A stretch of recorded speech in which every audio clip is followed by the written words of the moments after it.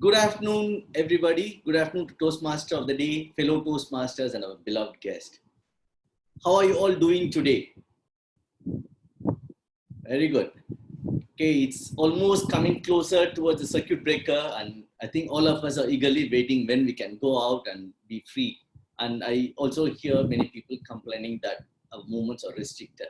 But we need to be happy that we are able to go out anytime wearing a mask when it is required, rather than being in a bed with a ventilator support. We need to be happy that we are able to stay alone at home rather than staying alone at a hospital. Have you ever imagined living a life without any movement? Your body is completely paralyzed, and the only thing which you can move is just your eyelid. This condition is called a locked-in syndrome. You will be astonished, stunned to hear a story about Jean Dominic. Jean Dominic. So he's an editor of French Elle magazine. On December 8, 1995, Jean, at the age of 43, right, went out of his office as normal. What happened was very surprising. He went to pick his son and wanted to take him to a theater. On his way, when he picked up his son and he was going to the theater, right, he started to see that his vision is getting blurred and he knew something is getting wrong. What he did is he rushed to his sister-in-law's house, which is nearby, and she was a nurse. And she rushed him to the hospital nearby, and they found that Jean had really got stuck with a major stroke, and he went into a coma. It took 20 days for him to come out of the coma.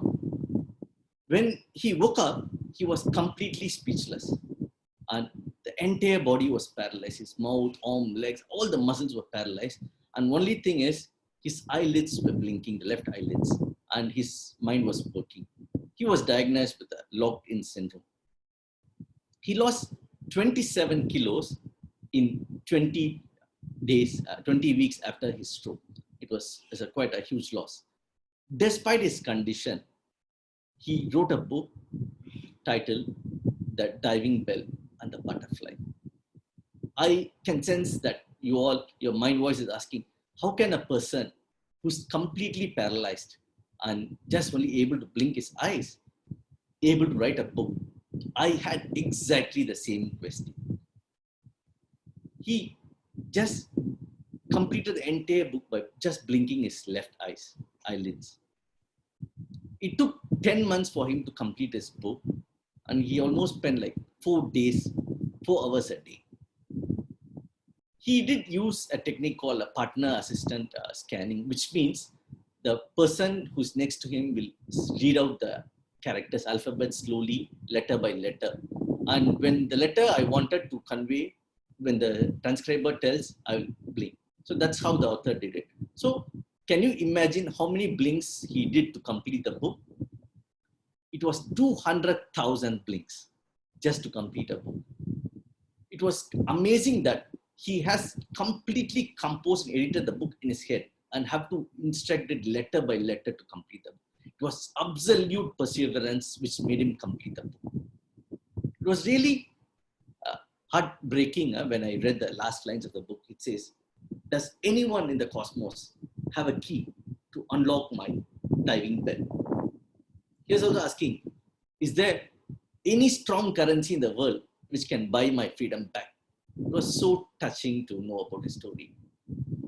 And this book was published in French in March 7, 1997.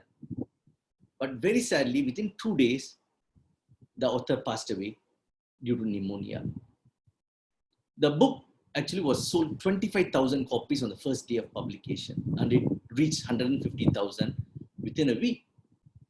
And it became a bestseller among the European region. And now it has already crossed more than millions copies. After hearing this story, the first thing that stuck in my mind was, are we living our life to the fullest potential? Most of us have everything in life, but lead a very mediocre life. The tragedy in life is not the death, but what we let die within us when we are still alive. If you feel something is messy within you right now, it's because of your fear is stronger than your faith. When you want to do something, if you feel uncomfortable, don't take a step back. Rather, go towards it and do it and master it. For example, when you come to Toastmaster meeting, when you're feeling nervous when you're talking, or when you're called to talk in a table topic segment, if you are very scared and nervous, don't take a step back. Rather, you go towards it and master it. All the professionals, everybody are amateur at the beginning. And even like every single Toastmaster world champion started as a beginner. So to acquire your mastery skills, you just need to be committed and disciplined, have patience and hard work. What you see, the perception is not the reality. You may think that you don't have the potential. What you see through your vision is not the limits in the world. So you need to begin to look into your greatness and try to realize your genius. And what I would say is the life of a caterpillar have to end for a glory butterfly to shine. The old you within you must die before a best you can be born. Back to you, Toastmaster.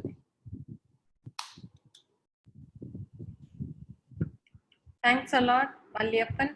It was really a very touching and unbelievable story that you gave us.